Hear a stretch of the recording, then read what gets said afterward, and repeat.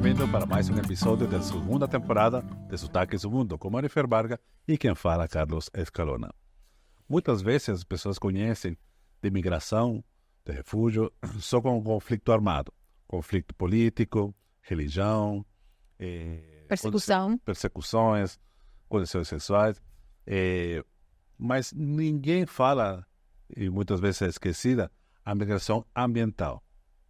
Tem imigração ambiental? Tem. É um termo novo, muito lutado desde faz muito tempo. Sim, mas é muito relevante. E as pessoas que sofrem de migrações ambientais, que são forçadas, eles são reconhecidos como refugiados? No Brasil, não. Mas aqui temos uma lutadora que está em prol disso e vai conseguir fazer isso. E como o fato já mexe com a saúde, tanto mental como física, de nós, de migrantes e refugiados, sair dos nossos países de origem, nos deslocar. Mas como a gente trata isso em um outro país? Como nossa saúde é abalada pelo fato de sair de casa? Como é esse recomeçar de ser? Porque você não teve que sair por perseguição política, não, por conflito armado. Eu tive que sair porque o mar entrou. Eu tive que sair porque a terra mexeu. Eu tive que sair porque o vento soprou muito forte. E isso cai na responsabilidade de quem? E como isso mexe com minha vida nova? Como eu vou fazer uma vida nova em outro país, sabendo de tudo isso? Eu queria sair, eu queria ficar, eu quero estar, eu ainda tenho família lá. O que eu faço? Como isso mexe na minha cabeça, no meu corpo, na minha vida? E a gente tem 2 expertos nisso. A gente só traz expertos para cá. Expertos e amigos, né? A gente tem hoje a Érica Pires Ramos. Ela é advogada pública e pesquisadora. É doutora em Direito Internacional pela USP e cofundadora da Rede Sul-Americana para Migrações Ambientais. Se dedica às migrações ambientais desde 2005. Olha, 18 anos. É muito tempo, né? E além disso, hoje temos um sotaque bem especial aqui, né? A gente temos a James Berson, eu não sei se eu pronunciei bem. Não tem um sotaque francês. Ele é sanitarista, mestre em saúde coletiva, gerente do projeto de saúde das mulheres migrantes haitianas na Prefeitura de São Paulo, pesquisador do Escritório de Migrações e Saúde, coordenador do Frente Nacional pela Saúde de Migrantes no Estado do Paraná, doutorando pelo Programa de Pós-Graduação em Saúde Coletiva da Faculdade de Medicina da Universidade de São Paulo. Meu Deus do céu, rei momo do carnaval. Tem experiência na área da saúde coletiva, com ênfase em saúde da população migrante e refugiada. Já trabalhou na vigilância sanitária do Hospital das Clínicas de São Paulo. Já foi assessor técnico das políticas de saúde dos migrantes e refugiados na cidade de São Paulo. É membro da Rede de Cuidado de Saúde para Migrantes e Refugiados de 2019. É autor e articulador da nota técnica para a inserção da variável nacionalidade nos formulários do Covid-19. Participou como bolsista em estágio supervisional docente na disciplina Processo, Saúde, Doença e Cuidado, pelo amor de Deus, no Departamento da Medicina Preventiva na Universidade de São Paulo, a USP. Sua área de investigação é ampla, abrangente, importantíssima, abordando tópicos como saúde da população migrante, refugiada, políticas públicas e promoção da saúde, sistemas de informação de saúde, gestão da saúde, saúde digital e direitos humanos. Cara, Perry, muito obrigado por me indicar a James. É o cara certo.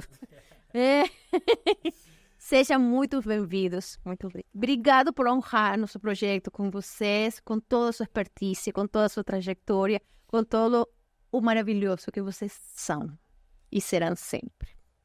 Muito obrigado. Muito obrigado. Eu gostaria de agradecer a vocês também pelo convite de estar aqui e para falar dentro de um mundo, né, que é o mundo de migração e num programa que é só feito, né, para os migrantes, os sotaques migrantes no mundo. Isso me traz uma felicidade muito grande de estar aqui com vocês para falar várias coisas, né, que a gente acha importante na migração. É uma luta diariamente, mas vamos continuar a lutar. Muito obrigado. Eu também gostaria de agradecer o convite, né, para participar aqui do Sotaques do Mundo, de estar aqui com você, Marifê, e o Carlos, que eu conheço há bastante tempo já. É muito, muito incrível esse encontro. Eu agradeço muito o convite e estar aqui conhecendo o James hoje, né? Acho que essa troca é absolutamente fundamental.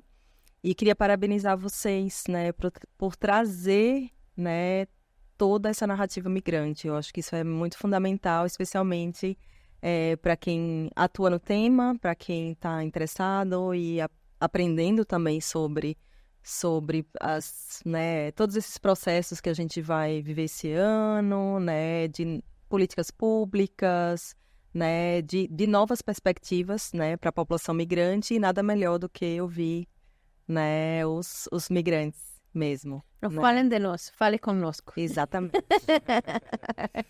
A gente aprende mais falando conosco que falando de nós só, né? É basicamente isso. Bom, a gente teve alguns anos atrás uma imagem que eu achei muito gritante, muito poderosa, que era aquela foto do ministro de Tuvalu com a água no joelho, dando um discurso super diplomático, falando para o mundo inteiro: olha, isso aqui era a beira. Isso aqui era um palco. Agora eu tô com a água no joelho. Temos que fazer alguma coisa para mudar.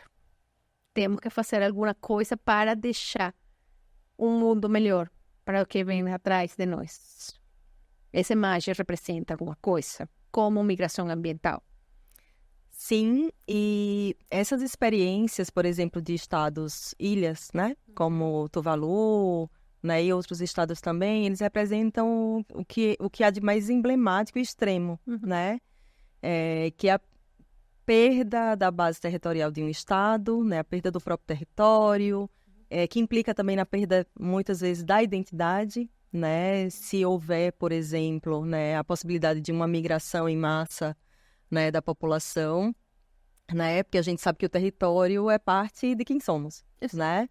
Então, esse é um caso bem emblemático, é um caso de perda progressiva, né? E muitas vezes essa perda progressiva, como os efeitos não são aqueles imediatos, são mais invisíveis, né? Então, são esses países, inclusive, que lideram a luta, né, nessa temática, para que haja a possibilidade, por exemplo, de adaptação no próprio território, né? E para isso a gente precisa realmente desenvolver mais tecnologia, precisa de cooperação internacional, porque afinal de contas esses países são os que menos contribuem para a emissão de gases de efeito estufa e são os que são mais impactados, né? A gente está numa região, né, América Latina e Caribe, onde onde somos uma região super vulnerável e as emissões, elas são bem menores. Não é o caso do Brasil, porque o Brasil também é um grande emissor, né? Mas a maioria dos países da América Latina tem uma contribuição muito pequena para os impactos que recebem,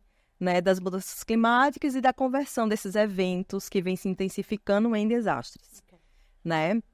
E também, eu gosto sempre de falar, né, da migração e desses movimentos, né, da mobilidade humana, né, no contexto de mudança climática e da degradação ambiental de uma forma mais ampla, né, porque os eventos ambientais, eles não acontecem sozinhos, né, eles interagem com as condições, uma série de condições econômicas, políticas, sociais dos países que fazem com que esses eventos, eles têm um impacto grande sobre a habitabilidade do próprio território.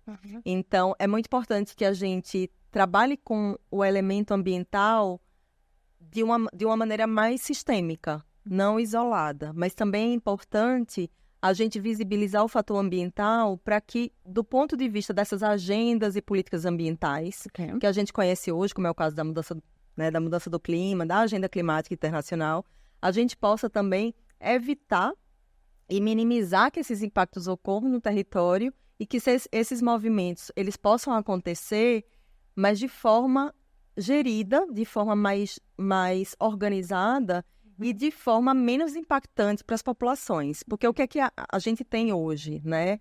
As nossas capacidades, principalmente dos países da América Latina, precisam ser bem melhores desenvolvidas para adaptar no território e para que exista a possibilidade de permanência no território e da reconstrução após o desastre, né? Então, é muito importante que a gente trabalhe com a vulnerabilidade, né, que é um elemento importante, vulnerabilidades socioambientais, econômicas, que pré-existem a esse desastre, né? Então, assim, as coisas não acontecem do nada, né? Para um evento se transformar num desastre, é preciso uma série de condições, né? E a gente precisa também desenvolver resiliência para conviver com risco, porque a crise climática ela veio para ficar. Ela é algo do presente, mas é algo que está se intensificando, e os efeitos que eram projetados para 2030, para 2050, já estão acontecendo. Então, o risco, né, que a crise climática traz é um risco mais sistêmico. E ela vai potencializar as desigualdades existentes, né? As desigualdades, os processos de exclusão históricos que a gente já conhece, as violências que já existem. Então, eu vejo como um caminho de duas vias, assim, sabe, Marifê?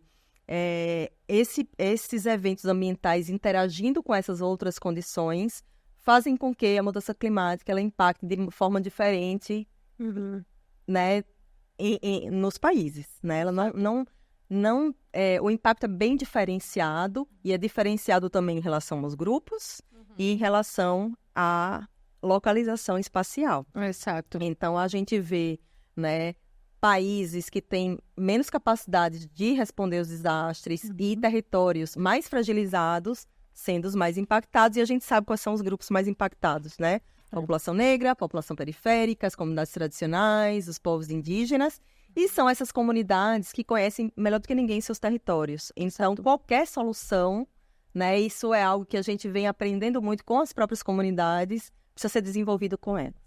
E se a gente quer política pública com enfoque em direitos humanos, não existe política pública com enfoque em direitos humanos sem a participação das pessoas a quem essas políticas estão dirigidas. Então, um pouco do trabalho que a gente tenta fazer para visibilizar esse fenômeno. Bom, gente, terminamos o episódio. Boa tarde para todos. Então, está começando. Eu acho que um caso representativo, não representativo, bem impactante, e que deu como consequência ou como uma grande leva migratória que o Brasil recebeu foi o terremoto do Haiti, tá? E muitos, assim, chegaram E agora? E agora? Agora, gente, o Haiti é um povo resiliente, é um povo que ainda é vulnerável, que está se reconstruindo e que pode tirar tudo isso daí. Só para acompanhar a fala da professora, e hoje nós, os migrantes, refugiados e refugiadas no Brasil, temos um slogan: nada para nós sem nós. Sem nós. E voltando na questão do Haiti, em 2010 passou o terremoto no Haiti, onde que deixou mais de 300 mil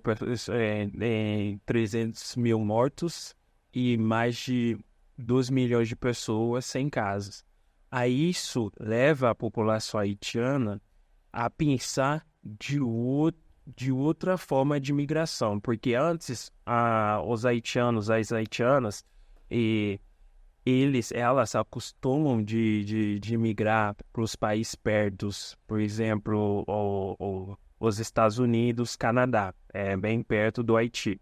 Às vezes na França, mas a França, os haitianos vão por causa da bolsas estudos, né? Que eles vão.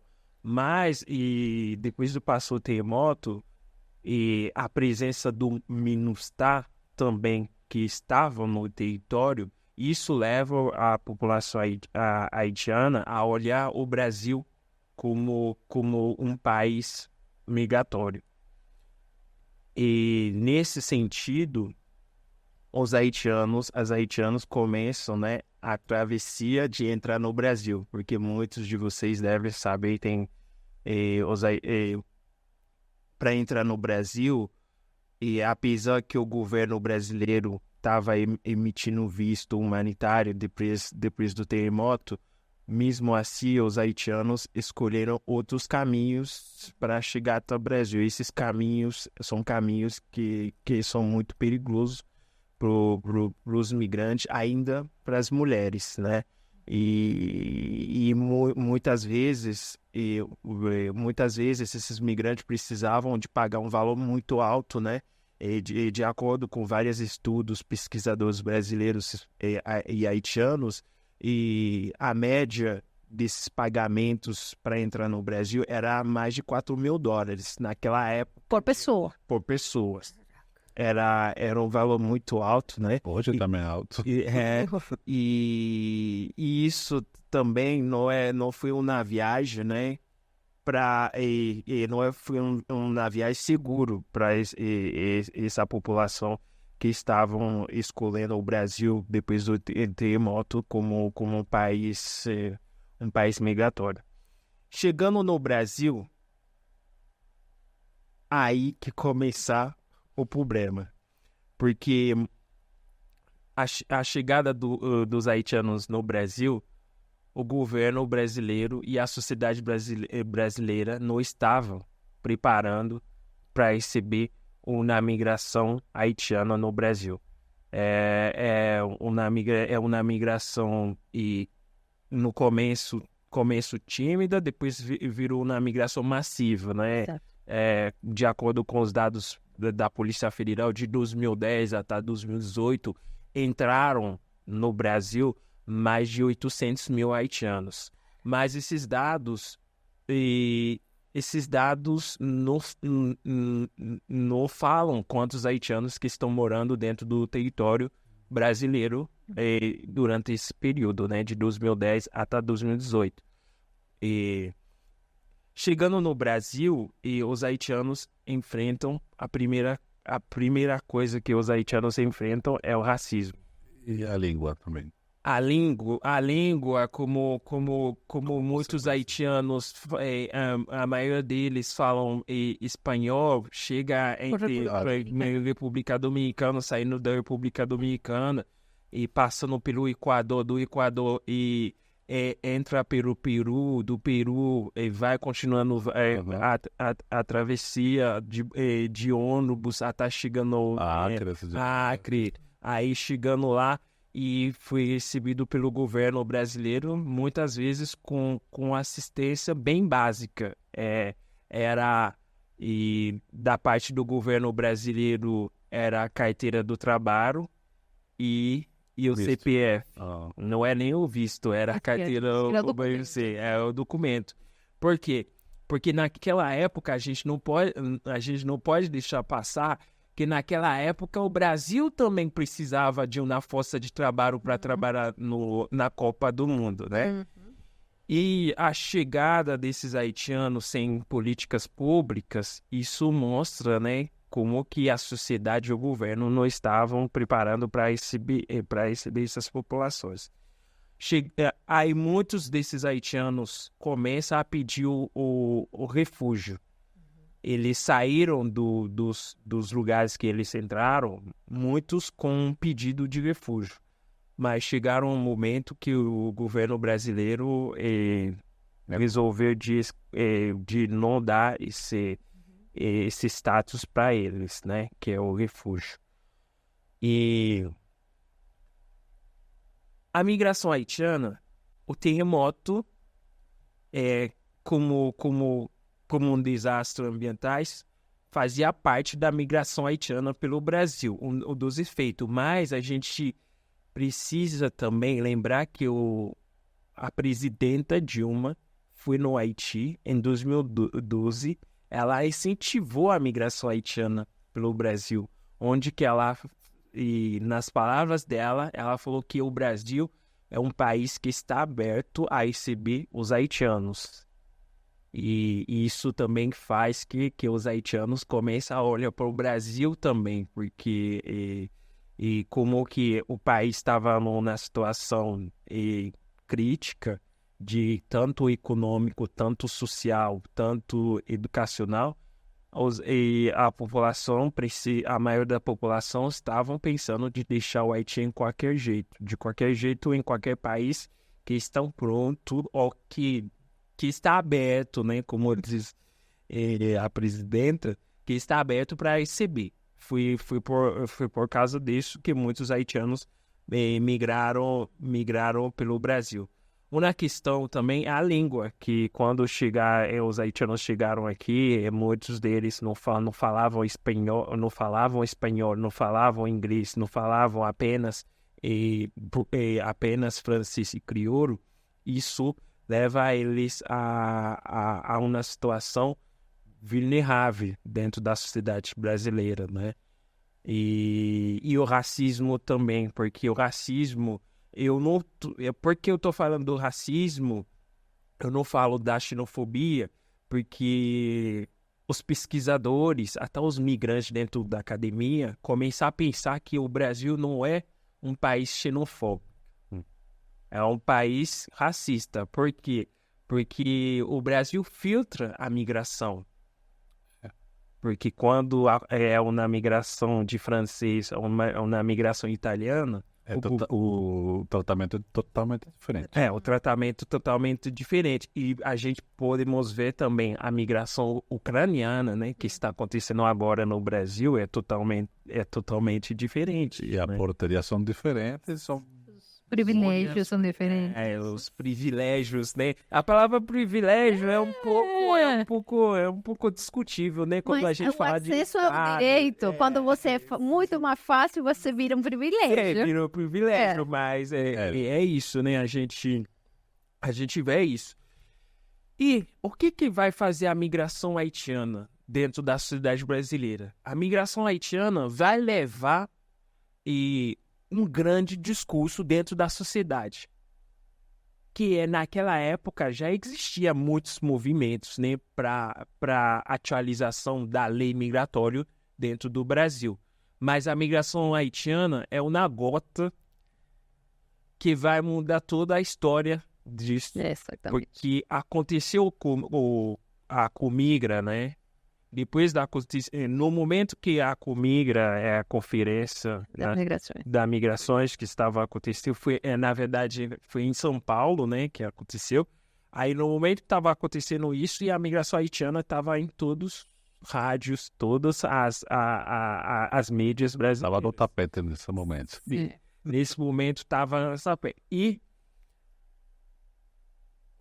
imediatamente, a migração haitiana faz que tenha um outro olhar pelo Brasil internacionalmente, porque esses haitianos que entraram no Brasil, eles falam com outros países o que está acontecendo no Brasil.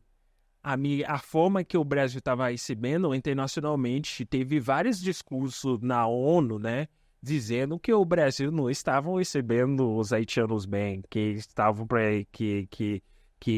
que as políticas políticas públicas para receber essa população não estava existindo. Isso também leva o Brasil a começar a pensar de tal maneira de fazer políticas públicas e de legalizar, de renovar a lei migratória, né? Aonde que no governo Temer, em 2017, que vai sair a lei migratória, né, brasileira, que é onde que tem, apesar que essa lei tem muitas coisas que os migrantes questionam, mas isso é um resultado de uma luta, né, que vem acontecendo há mais de 30 anos, pessoal, porque esses momentos eu conheci uma colega, ela falou que desde que ela chegou no Brasil existia essa... uma colega boliviana, né, que já tem família aqui, já tem mais de 25 anos morando no Brasil, ela me falou desde que ela chegou no Brasil que existia essa luta para renovar essa lei migratória no Brasil, que saiu em 2017. Isso é um grande passo para a gente e para a sociedade brasileira também. Amém. Agora sim terminamos. Agora sim, sejam muito obrigado por assistir. Érica, por que a causa ambiental não é reconhecida como entre as 5 para solicitar refúgio? Ótima pergunta.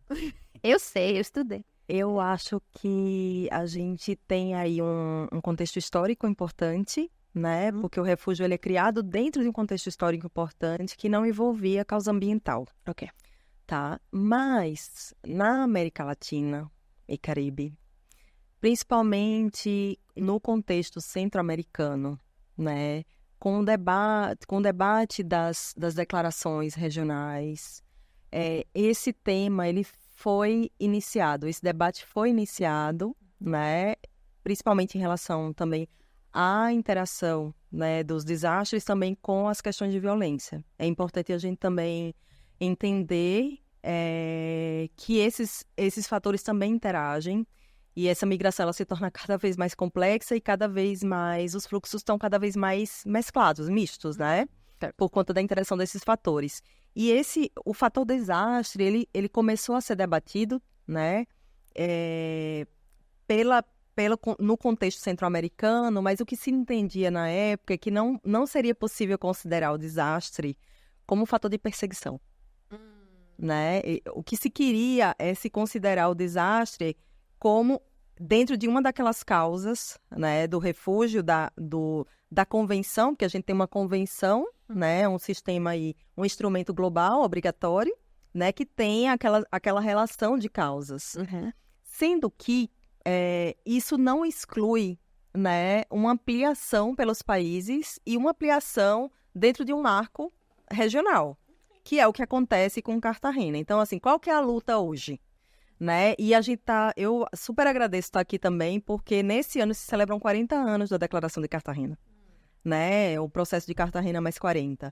E a gente tem batalhado muito para que, enquanto não houver um reconhecimento formal, específico, obrigatório, por um instrumento vinculante internacional, que não temos, que se aplique aos instrumentos que existem.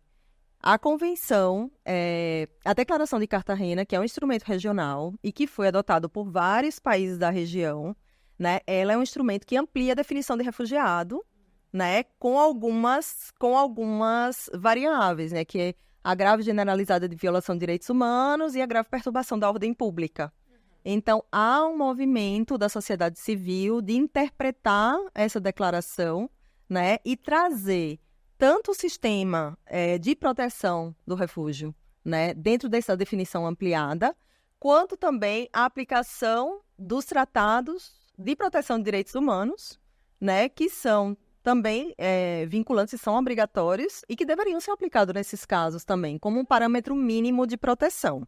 A Venezuela se encaixa, a Venezuela entra como solicitadora de refúgio por esse imperante da Convenção de Cartagena. Exatamente. E por que isso? Porque a lei brasileira, ela adotou essa definição ampliada, né, de refúgio, né, de refugiados. Então, existe essa luta, né, nesse sentido.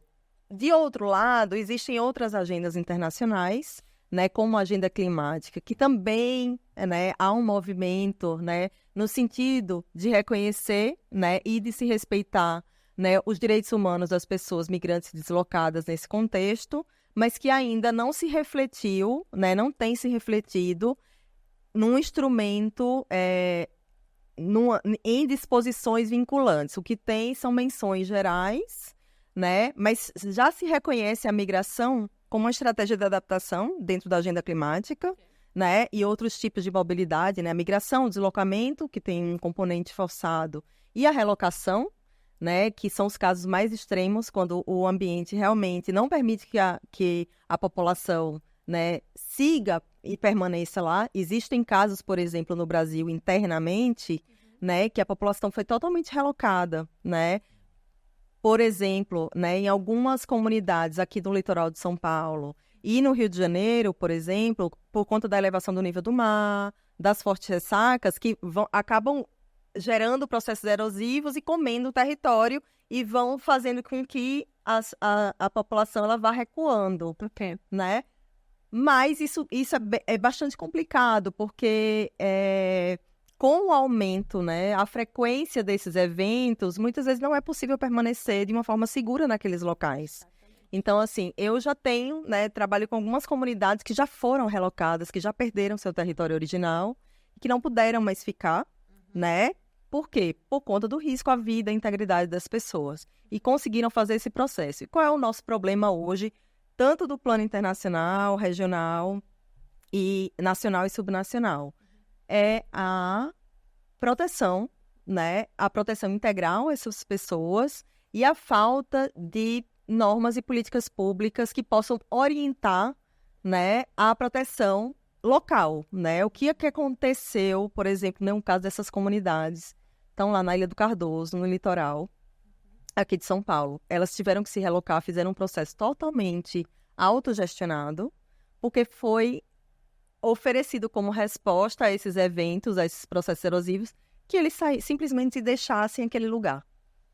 Saíssem, sem nenhum tipo de assistência, e aí eles tiveram que assinar um compromisso, né, de permanência, né, assumirem um compromisso e fazer todo um movimento, né, contando com as instituições, Ministério Público, Defensoria Pública, para pedir para permanecer, né, e a própria comunidade escolheu um local que era semelhante, com as condições ambientais semelhantes. Então, de fato, como o próprio James falou, né, a gente está despreparado, né, e eu acredito, né, que a gente precisa inverter essa lógica, né, migrar, se mover, é um direito, Exato. né, é um direito que precisa ser reconhecido, né, amplamente, né, e precisa ser conferido a esse direito essas garantias de proteção, tá? E assim, mas o que é que tem acontecido, né, tanto no nível global, regional e local? Essas medidas, elas têm sido muito ou precárias, ou ausentes, ou precárias, né? Visto humanitário, foi uma medida importante? Foi. Mas ela é uma medida de primeiro passo de regularização migratória. A regularização migratória é um primeiro passo, mas é insuficiente para garantir a permanência com ampla garantia de direitos à população migrante, em qualquer país. Então, a migração haitiana, ela foi absolutamente fundamental para dar esse giro de uma lei que foi criada num regime autoritário para uma abordagem de direitos humanos. Mas, no caso da migração haitiana, é como eu vejo, né? Por um lado, a gente pôde também garantir um parâmetro mínimo, porém, na própria legislação, isso a gente criticou bastante, a gente não queria que o visto saísse como um visto temporário. Por quê? Porque o tempo das coisas, quando a gente está tratando de calamidades e desastres, a gente não consegue prever esse tempo. E as pessoas não podem viver temporalmente. Né? As pessoas não podem viver pensando que elas vão ter que sair daqui a 1, 2 anos, 5 anos. Então, isso é muito complexo. E ainda que isso seja sucessivamente prorrogado, não confere dignidade, né? Não é um tratamento digno você temporalizar, principalmente como no caso do Haiti. Né? Que é um caso e que o Haiti tem sido sucessivamente afetado por outros desastres, inclusive climáticos, que não é a causa do terremoto, por exemplo, mas do furacão Sandy, uma série de outros eventos que fazem com que esse processo de recuperação, né, ele tenha um atraso, né? Então, a gente está muito, eu acho, desconectado do tempo, o tempo da população, né? O tempo das comunidades, o tempo de reconhecer essa população que precisa de proteção internacional interna. A gente está perdendo tempo, na verdade, né? Porque as pessoas elas estão migrando, elas não vão deixar de migrar. O que o Estado precisa se responsabilizar é que está deixando essa população, ao invés de reconhecer amplamente, isso eu falo para a região latino-americana e caribenha toda, e inclusive também para as Américas de uma forma geral, né? Estados Unidos e México, é não deixar a população na irregularidade, que é o que tem acontecido. Ou a medida é precária, ou não se recebe e se destina essa população a terceiros países seguros, que de seguro não tem nada. Então, assim, a situação é muito complexa e a gente está indo com tudo aí para esse processo de Cartagena mais 40, para tentar, pelo menos, sensibilizar em relação a uma interpretação mais ampliada, né? E do ponto de vista de que é possível reconhecer como refugiado quando tem um fator violência também integrado, junto com os desastres, mas que também essas graves generalidades de violação de direitos humanos, elas estão acontecendo e a gente tem um instrumento importante que não está sendo utilizado para proteção dessa categoria. Como o corpo grita, como a saúde se vê afetada pelo fato de já não estar em nossos próprios lugares? Muito obrigado pela pergunta. E existem 3 fases que a saúde do migrante, na verdade não é a saúde do migrante, a saúde da pessoa é feita pelo processo migratório. Primeira fase é quando a pessoa começar a pensar em migrar, porque ali já existe, já começa a ter um problema de não reconhecimento dentro do seu próprio território. Aí já é um problema de saúde. Na segunda fase, é qual vai ser o caminho para chegar a esse lugar. Se esse caminho vai ser um caminho regular ou um caminho irregular.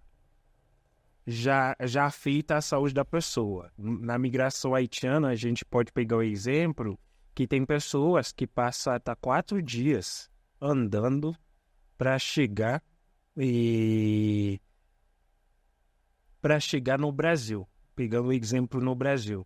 E agora está tendo na migração haitiana recente também, que para entrar na fronteira mexicana, para entrar nos Estados Unidos, onde eles passam mais de 3, 4 dias também andando em vários países, porque tem caminho que não dá para fazer de ônibus, porque dentro do território onde que essa pessoa está, ela não está regularizada, e aí ela precisa, né, de escolher o caminho a pé, infelizmente. Isso afeta a saúde.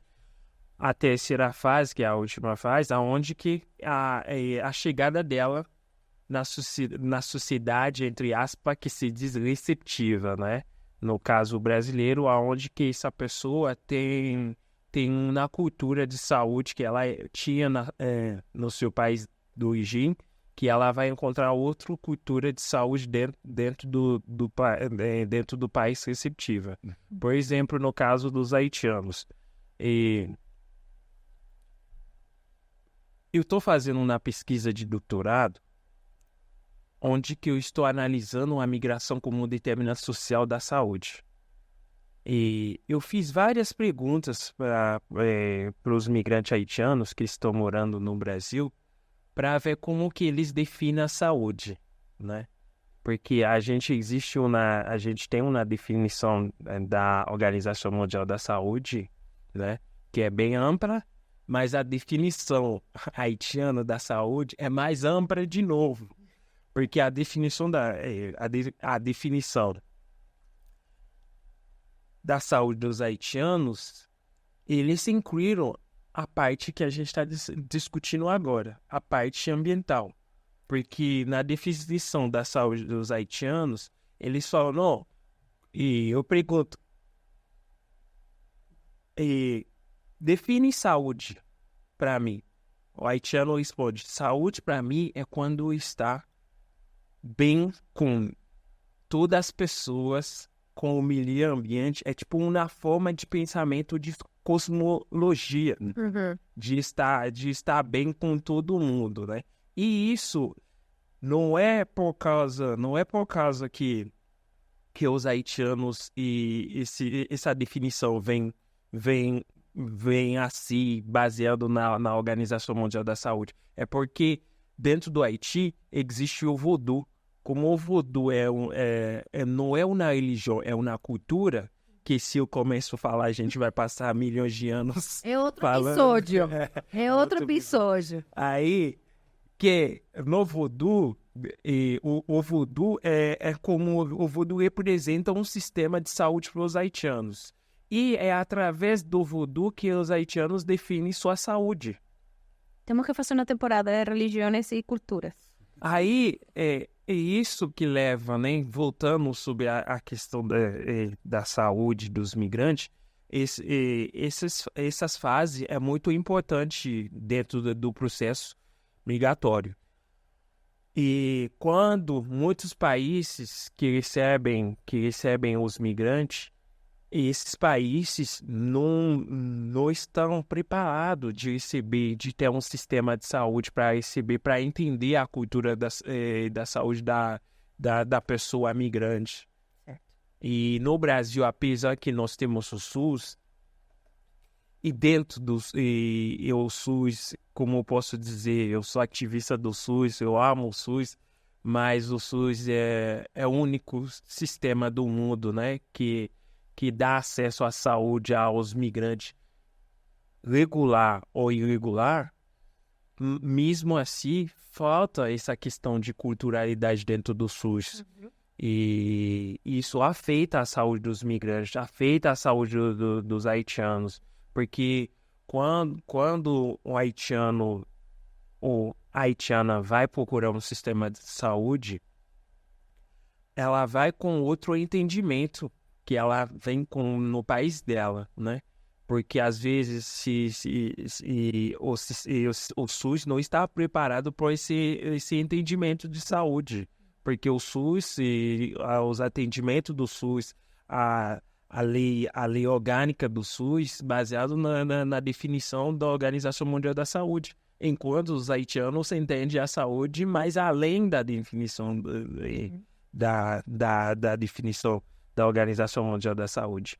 Eu lembro um dia eu fui no SUS, passei pelo clínico, e aí eu tinha, assim, eu estava entendendo, eu estava recém-chegada aqui no Brasil e meu corpo estava gritando 1 milhão de coisas, né? Tinha muita dor de cabeça, estava muito enjoada, não estava grávida, mas tava, assim, não estava conseguindo dormir bem. E aí eu passo no clínico e o cara lá, eu aqui,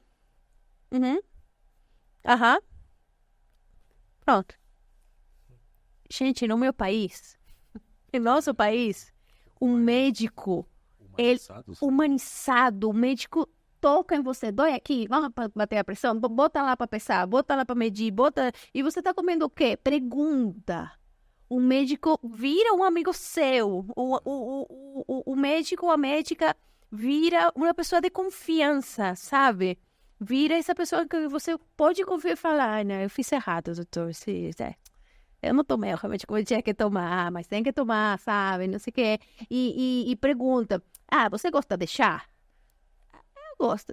Tem uma erva assim, assal, que você pode tomar se você não gosta de tomar remédio, sabe? Ou te orienta, te fala, é muito próximo. Quando eu chego aqui e o médico só perguntou meu nome, ele em uma ponta, eu em outra ponta. O cara nem sequer olhou meu olho para saber se eu tinha anemia. Nada. Foi tão impessoal isso. Falei, como eles sabem o que eu tenho? Como eles sabem o que eu sinto?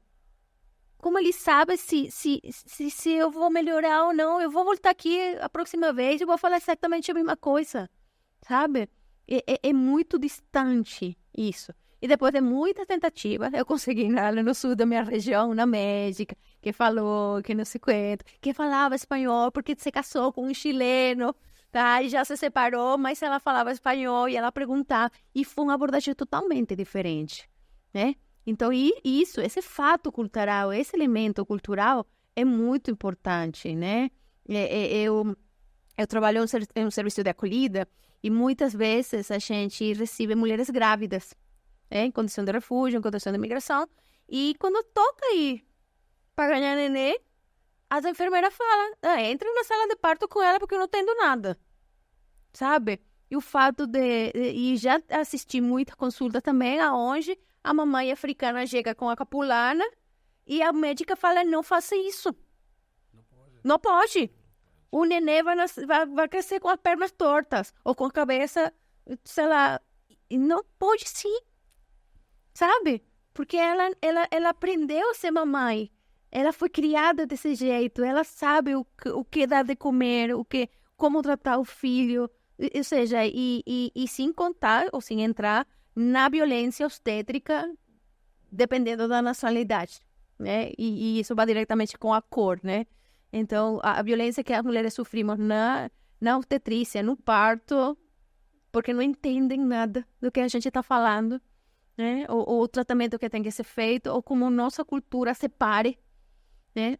É outra coisa muito que dá para conversar em outro momento. Mas é o fato de como a cultura é tão importante para o tratamento e a abordagem da saúde, né? A cultura é muito importante na questão da saúde, porque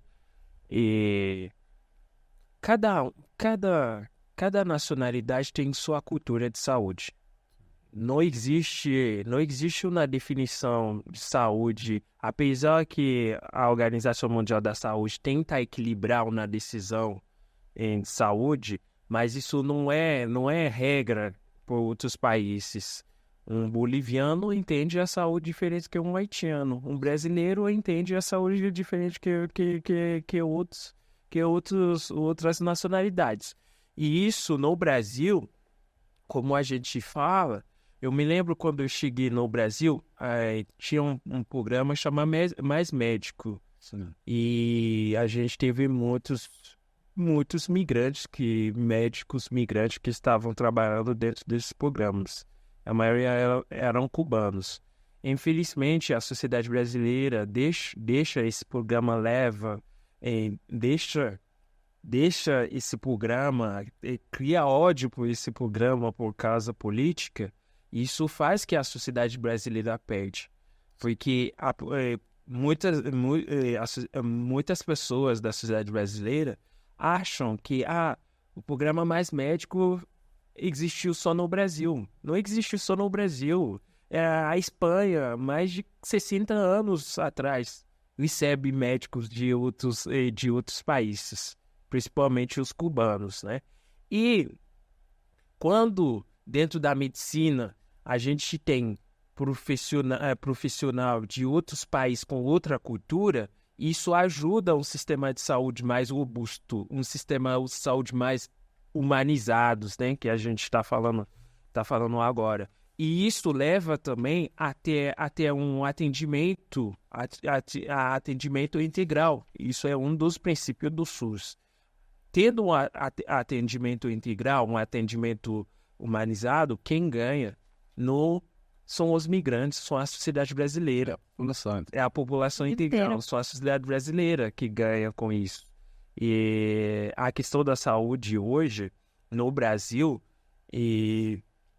é muito... principalmente a questão da saúde dos migrantes. Como nós estamos falando da migração, e é muito marginalizada a questão da saúde dos migrantes no Brasil. O Brasil é o único país da América Latina que não tem um departamento que estuda, que faz promoção da saúde, que olham a saúde dos migrantes. Todos os ministérios em outros países da América Latina têm um departamento dentro que estudam, que faz tudo sobre a questão. Esse departamento é focado na questão da saúde dos migrantes, refugiado e apátrida. Mas no Brasil a gente não tem. A pauta de saúde dos migrantes, seja em qualquer governo, seja direita, seja esquerda, a pauta de saúde dos migrantes sempre é marginalizada dentro da sociedade brasileira. Quando a gente olha o Ministério da Saúde, e a pauta não tem um lugar, tá lá na vigilância. E os migrantes, muitas vezes, né, a luta dos migrantes, refugiados, apátridas, é de não deixar a pauta da saúde dos migrantes dentro da vigilância, porque no momento que o governo ou o Estado brasileiro deixa a pauta da saúde dos migrantes, refugiados e apátridas dentro de um departamento de vigilância, isso significa que os migrantes, os refugiados e as apátridas, eles são transportadores de doença dentro da sociedade brasileira. Porque deixando essa pauta dentro desse departamento, isso significa isso mesmo, né? E no Brasil, a gente sabe, né? Principalmente, eu sempre pegando o exemplo de São Paulo, Foz do Iguaçu. São Paulo, o último levantamento que foi feito em 2017, se não me engano, São Paulo tem mais de 99 nacionalidades que moram em São Paulo. Em Foz do Iguaçu, foi feito um levantamento agora em 2020. Foz do Iguaçu tem em torno de 92 nacionalidades como moradores da cidade. E quando a gente olha todas as questões de saúde que o Ministério da Saúde, o governo brasileiro fala da saúde, não tem nenhum documento que leva em consideração dessas populações. Não tem nenhum documento, até nas falas das secretarias de saúde, eles sempre falam dos brasileiros e as brasileiras. E enquanto os migrantes, eles fazem parte da sociedade brasileira. Eles pagam imposto igual os brasileiros, as brasileiras. Eles têm direitos, eles estudam, eles fazem todo, eles fazem a economia, entre aspas, porque hoje a palavra mais mágica em toda a sociedade é um tal de economia, vamos cuidar da economia, né? Mas para cuidar da economia, os migrantes ajudam para cuidar da economia, porque eles deixam os países deles, eles vieram no Brasil, principalmente falando da migração haitiana, a primeira coisa que eles recebem são a carteira do trabalho e o CPF. E muitas vezes esses haitianos, eles saíram direto do campo do refugiado, né? Digamos no Acre, direto para o trabalho. Começando a trabalhar, eles pagam imposto, né? Eles compram também, porque a carga tributária brasileira é através das compras, né? Dos produtos. Isso, os migrantes usam os produtos diariamente e eles pagam imposto. Mas mesmo assim, os migrantes sempre são esquecidos dentro da pauta de saúde no Brasil. E a gente, às vezes, podemos estar dizendo, no governo direita foram esquecidos, mas no governo progressista foram lembrados. Não é? Não. Em todos os governos, a pauta de saúde dos migrantes dentro do Ministério da Saúde é marginalizada. Não há outro caminho. Para terminar,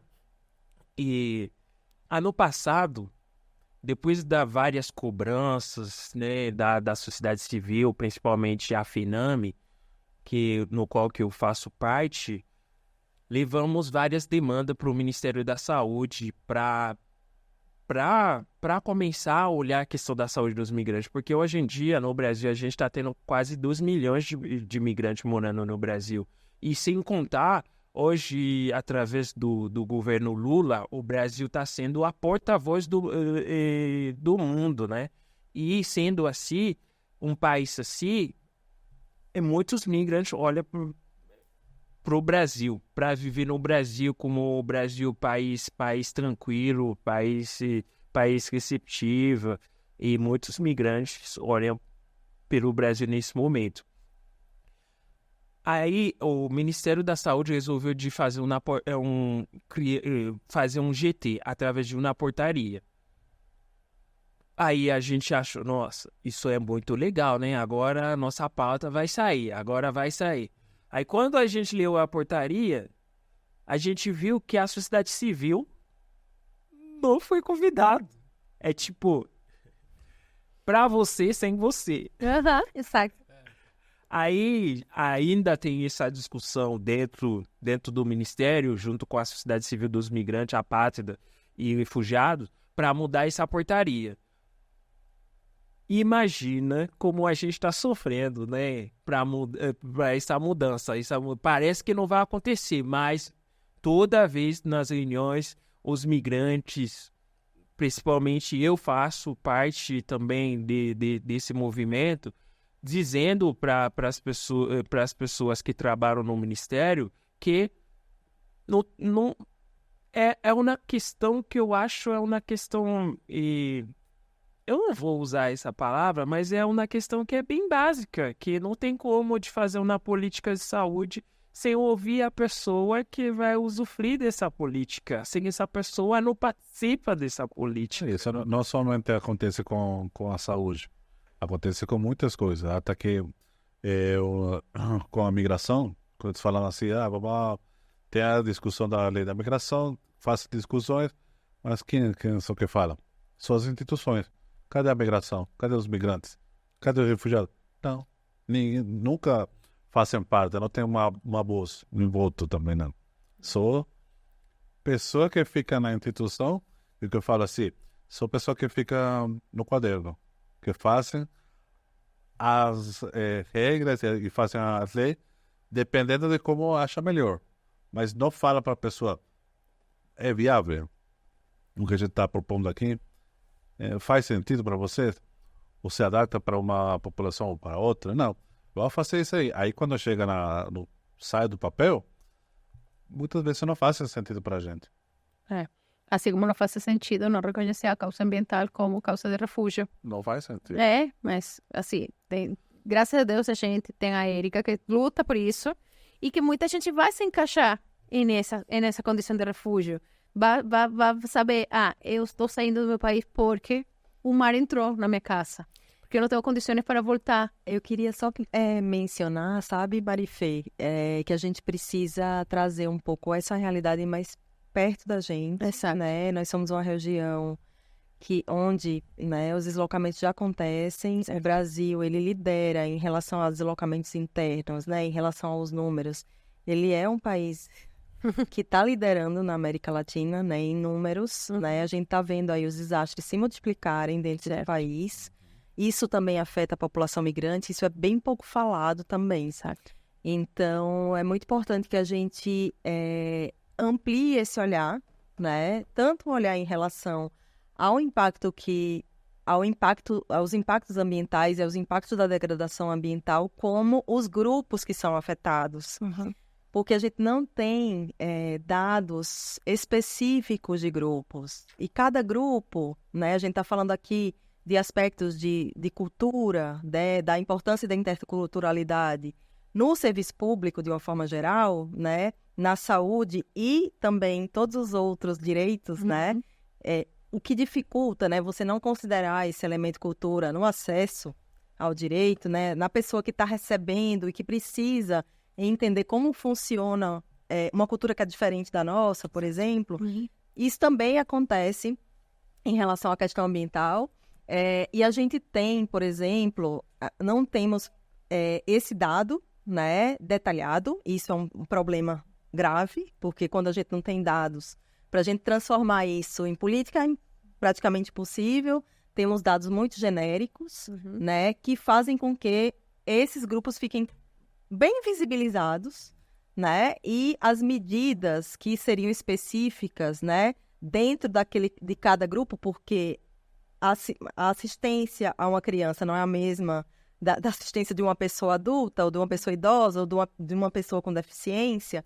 Então, isso é muito importante quando a gente está lidando com o impacto também de desastres, né? E aqui o James está falando da saúde, né, física, mental, né, psíquica, é super importante também a gente entender que a abordagem também é diferente. Então, é um fenômeno que exige um olhar né, diferenciado também. Os impactos, eles são diferenciados em relação aos territórios, em relação aos grupos, né? E essas medidas também, elas devem ser adaptadas aos territórios, né? Muitas vezes as medidas de adaptação, elas precisam da escuta do território, precisa da participação das pessoas que estão lá, né? Que muitas vezes já têm as tecnologias, né, sociais, ancestrais, necessárias para fazer com que aquele território seja adaptável, sem que aquela pessoa perca o seu modo de vida, um modo de vida originário daquele lugar, né? Porque isso também afeta, né, a saúde. A gente está vendo aí, né, essa discussão sobre transição energética, né, sobre energias limpas, que muitas vezes não são tão limpas assim, porque impactam gravemente as comunidades. Né, a gente está vendo aí a energia eólica, né, tomar conta, por exemplo, né, do Brasil, do Nordeste, por exemplo, com gravíssimos impactos para a saúde das comunidades, né? Então, isso é bem importante, né, a gente olhar para o fenômeno de uma forma integral, né? Eu achei muito, muito importante o James falar sobre essa questão da saúde, né? O que é a saúde? Essa conexão que a gente tem, né, com o ambiente que a gente vive, né, com o ambiente natural, com as relações sociais também, elas são muito importantes para qualquer solução. Para a migração ambiental, sim, também, porque desastres, eventos climáticos extremos, eles causam uma ruptura completa, assim, nos tecidos sociais, na infraestrutura, na comunicação. Então, ela exige um esforço muito integrado mesmo e estrutural, né? Se a gente quiser que essa migração tenha um impacto menos doloroso para as pessoas, a gente precisa se preocupar muito antes dela acontecer, né? E para isso a gente precisa ter esse olhar sobre o ambiental, embora ele não seja o único fator, mas o olhar daquele território ali, né? Além da luta pela defesa do território, por exemplo, que as comunidades, né, mais tradicionais, as indígenas têm, de manter aquelas condições ambientais, né? Para que a população possa permanecer lá e possa se adaptar a esses eventos, possa conviver com o risco que vai estar cada vez mais presente, né? Então, eu acho assim, eu gostei muito né, das colocações do James em relação à questão da cultura. Eu estou aprendendo muito, né, com as comunidades sobre interculturalidade, e eu acho que isso é fundamental para qualquer solução, sabe? Principalmente quando a gente lida com política para a população migrante, preparar os servidores, preparar as pessoas que estão ali na linha de frente, né? E isso vai facilitar muito e vai ser um aprendizado e um crescimento para nós enquanto sociedade, sabe? Então, para mim, assim, é um grande prazer aprender contigo, James, e com você, Marifê, e Carlos também. E eu espero que a gente possa juntos ir construindo, né, uma nova sociedade brasileira, né? Mais integrada, né? Mais intercultural, né? E que a gente possa também colaborar aí para esses processos que vêm, super importantes que vêm pela frente, né? Que precisa muito dessa integração. A gente vai começar a fazer isso com a Comigrar deste ano, né? Com as livres, com as prévias, para trazer essa interculturalidade dentro dos todos os serviços, todos os sistemas básicos, e trazer a causa ambiental também para dentro, porque não é só porque eu sou perseguido, ou porque eu acredito em um Deus ou no outro, ou porque eu sou mulher, ou porque eu sou branco, ou porque eu sou negro, que tenho que sair do meu país. Também o clima faz.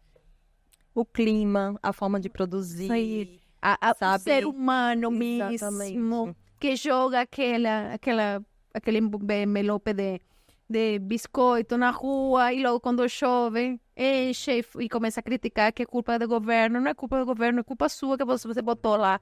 De todos nós. De todos nós. É uma responsabilidade bem compartilhada, mas que os estados, eles precisam liderar esse processo, sabe? Eu acho que a gente está precisando muito chamar essa responsabilidade mesmo.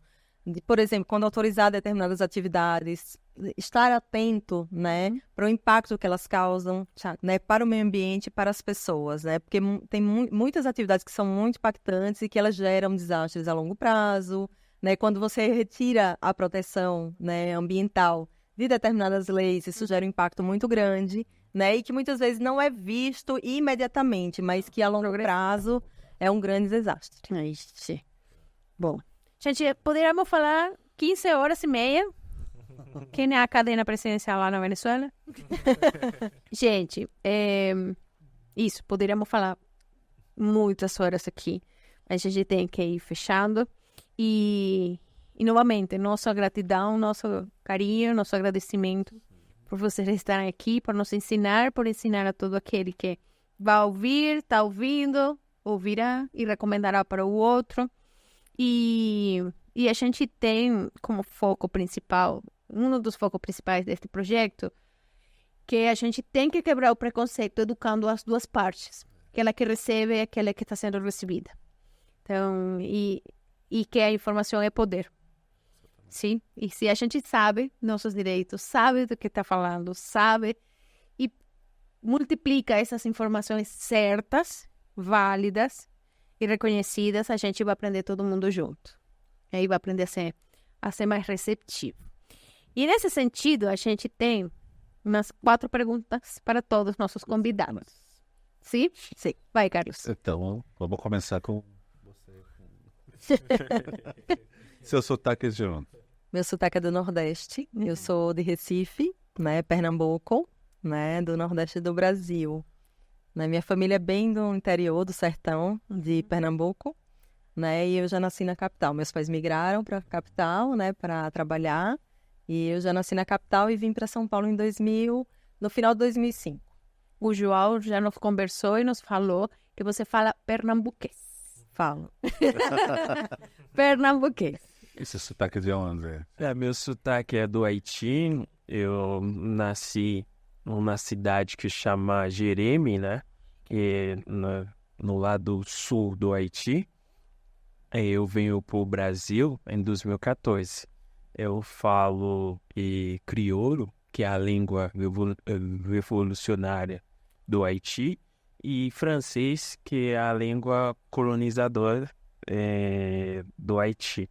E outras línguas que eu falo, né, através da minha migração, porque eu sou migrante, muitas pessoas falam que eu sou cidadão do mundo, mas eu falo espanhol, eu falo inglês e português, né? Eu tô aprendendo ainda. Não, a gente vive aprendendo português. É isso. É isso. Só isso, né? Bom, qual é a palavra mais bonita do português? Olha, eu gosto de várias, mas eu acho que saudade, né? E dengo. Dengo é um carinho que você sente, assim, pela pessoa. Acho que pode ser dengo, saudade. Eu citaria essas duas. E pantim. Olha só. Ai, gente, o João passou por aqui. Eu tenho que traduzir o pantim? Pantim é quando você fica meio, sabe, desconfiado com alguma coisa, ou que você tem algum tipo de resistência a alguma coisa. Aqui, por exemplo, não temos pantim. Ok. Tá? Mas é uma palavra bem utilizada lá no Nordeste. Mas mais em Pernambuco, eu acho. Mas eu gosto muito do dengo, do cafuné também, que é aquele carinho que você faz na cabeça, em geral. Sua palavra mais bonita do português? Do português? Do português. Não, depois, gente. Espera que a gente vai chegar lá. A gente vai chegar lá. Porque a palavra que você mais gosta do português que ainda está aprendendo. A palavra que eu mais gosto do português é a solidariedade. Solidariedade. E qual é a palavra no português que não tem tradução? Que não seja saudade. E não precisa pantim. Olha, deixa eu pensar. Pode ser em pernambuquês. Não, eu vou pensar em pernambuquês, porque ai, gente, mas que não tenha tradução é difícil, hein? Vai pensando a sua. Tradução em que sentido? A palavra em português que não tem a tradução. Que não tem tradução. Que você fala, nossa, isso é em português? Que só em português você conhece essa palavra. É que falaram uma vez para você e você não consegue passar nem para o crioulo, nem para o francês, nem para o inglês. Nem... Que não seja saudade. Que não seja saudade. Eu não sei se vai ter em outro lugar, Ok. mas assim... Ai, não sei. Frevo? Frevo. A gente não tem frevo. Tem frevo. Não sei, não. Portugal tem, né? Em Portugal tem. Então, não sei se com essa palavra. Mas se frevo como é vivenciado e Eu acho todo uma coisa muito suado aqui. nossa. Assim. Exato. É muito Frevo é muito... Regional. Exato. E colorido. E brincalhão. É a sua, gente. Ainda estou sob o efeito do carnaval.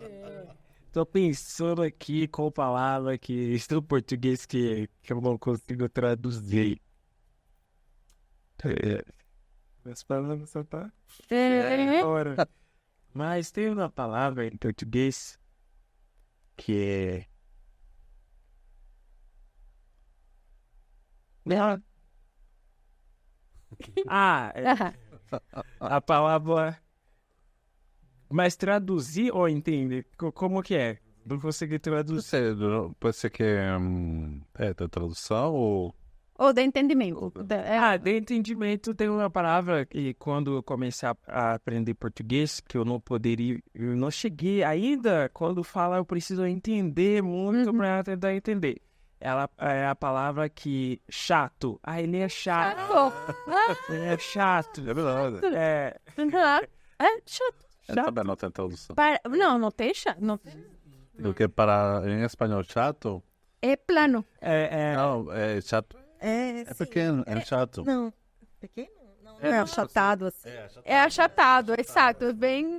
exato. Perfeito. Você viu? Entendeu? Agora. Em creole. Não, agora. A palavra mais bonita que vocês já sabem em outra língua. Aqui, cara, você fala 5 línguas. A palavra mais bonita que você sabe em outro idioma. Pode ser crioulo. Pode ser crioulo, pode ser francês, pode ser qualquer. A palavra mais bonita que eu sei de outra língua é a palavra em crioulo, né? Chama convite. Convite. Convite, vou traduzir, convite é uma forma de solidariedade entre as pessoas que o Estado marginalizar. Aí essa palavra nasceu no meio dessas pessoas, convite. Um convite. É como vamos colocar força para fazer isso acontecer. Vamos colocar força para a gente pensar na nossa evolução, para a gente pensar e na nossa vida, na vida dos nossos filhos, na vida das nossas filhas. É essa a palavra, é convite. Que bonito. Agora ficou alto para você. Peraí, agora eu vou falar a palavra que eu mais gosto Em outra língua. em outra língua. Nossa, gente. Pode ser crioulo também. Mas eu não sei. Pode ser eu não ligada. quero- Eu não quero falar a língua do... Eu sei um pouquinho de francês, mas não quero falar a língua do colonizador. Deixa eu pensar aqui. Olha, já chegaram a falar para a gente a palavra mais bonita em outra língua, zanahoria. Que é cenoura. Cenoura. Não.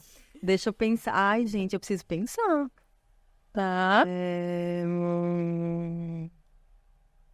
Pode ser uma frase, pode ser Uma expressão. uma expressão, pode ser um ditado, sei lá.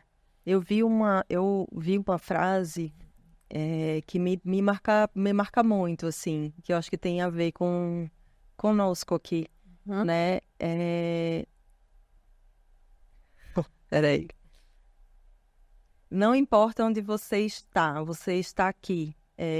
Eu ouvi essa frase num bairro que Uhum. chama District 6, na África do Sul, né, onde na época do apartheid toda essa população ela foi retirada de lá e hoje tem, né, a população negra voltou e tem um centro de memória lá, Ok. né, e eles falam todo esse processo de desenraizamento, né, de um dia para o outro mudaram todos os nomes das ruas, né, tiraram os nomes tradicionais e tiraram a população de lá, mas eles continuavam lá. Então, falam que quando a gente migra, a gente leva a casa com a gente, né? Eu acho que é um pouco isso, assim, onde a gente está. Nós estamos... Como é a frase? Eu não sei o nome, não sei tudo exatamente em inglês, mas não importa onde a gente está, nós estamos aqui. Não importa onde a gente está aqui. É isso. Gente, muito obrigado por vocês virem para cá, por topar essa loucura que a gente tem, esse projeto bonito que se chama Sotaques do Mundo. Sejam muito bem-vindos, esperamos que seja muitos mais, a primeira de muitas aqui com nós, né? Então, Pode falar. Uma coisa, eu quero definir a saúde comum que os haitianos falam da saúde, porque quando eu estava falando, eu não cheguei a fazer a definição, porque no momento da edição vai ser bom para vocês definir. Coloque isso. Porque a saúde, a maioria da população haitiana define a saúde estar bem fisicamente, mentalmente, espiritualmente e bem com a natureza. por isso que você falou que está além do que Além de ser. É isso aí. é isso aí. Que a gente também é natureza. Exatamente. Porque no Haiti, a gente faz parte da natureza. Não é que a natureza faz parte da gente. Sem a natureza, a gente não consegue Separar, né? não consegue separar. Aí vem a questão do voodoo, espiritualmente. Aí é outra coisa pra gente. Em outro episódio. A gente promete fazer uma temporada só de... E porque é um assunto interessante, não sei como falar em português, mas a cosmogonia de cada cultura, né? Os africanos veem a saúde, o aspecto de um jeito, os haitianos, os caribenhos do outro, os continentais do outro, os venezuelanos, ou seja, de onde você vem, Aqui você vai temos ter as cosmovisões indígenas, isso, né? as cosmovisões, o fato de como a religião influi também, e eu acho que o Brasil é tão grande que cabe todo mundo, e a gente tem que ser voz de todo esse mundo que precisa falar, e que tem sotaques diferentes. Então, bom. Gente, muito obrigado por vocês assistirem, escutarem esse lindo episódio. Compartilhe, curta e até uma próxima entrega. Tchau.